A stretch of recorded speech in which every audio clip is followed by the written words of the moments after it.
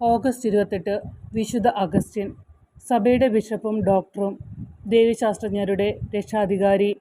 1298 Boniface എട്ടാമൻ മാർപ്പാപ്പ സഭയുടെ ഡോക്ടറായി പ്രഖ്യാപിച്ചു.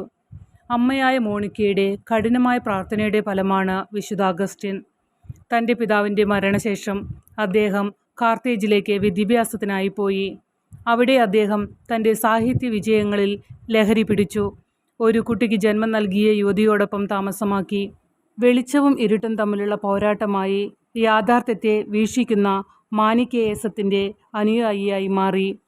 പഠനം പൂർത്തിയായതിനു ശേഷം മിലാനിൽ വന്ന അഗസ്റ്റിനെ അമ്മ മനപരിവർത്തനത്തിന് ഒരുക്കി.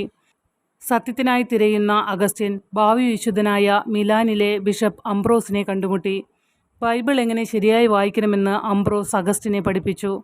ഒരു ദിവസം പൂന്തോട്ടത്തിലിരിക്കുമ്പോൾ എഴുത്തു വായിക്കൂ എന്ന് ഒരു കുട്ടിയുടെ ശബ്ദം അഗസ്റ്റിൻ കേട്ടു.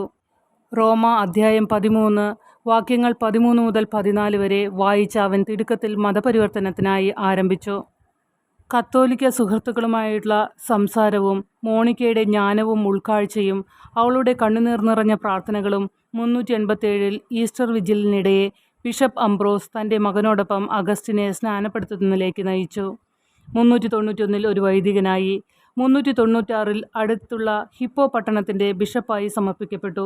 സഭാ ചരിത്രത്തിലെ ഏറ്റവും വലിയ ദൈവശാസ്ത്രജ്ഞരിൽ ഒരാളായ അഗസ്റ്റിൻ്റെ അജപാലന പ്രവർത്തനങ്ങളും പ്രഭാഷണങ്ങളും ജനങ്ങളുടെ ആവശ്യങ്ങളോടുള്ള ശ്രദ്ധയും അവരുടെ ജീവിതത്തെ മാറ്റിമറിച്ചു.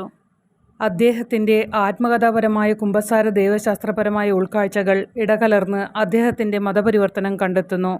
സിറ്റി ഓഫ് ഗോഡിൽ അവൻ വിശ്വാസത്തെ പ്രതിരോധിക്കുകയും സമൂഹത്തെ അത് വിളിക്കപ്പെടുന്ന ആദർശങ്ങളിലേക്ക് ചൂണ്ടിക്കാണിക്കുകയും ചെയ്യുന്നു.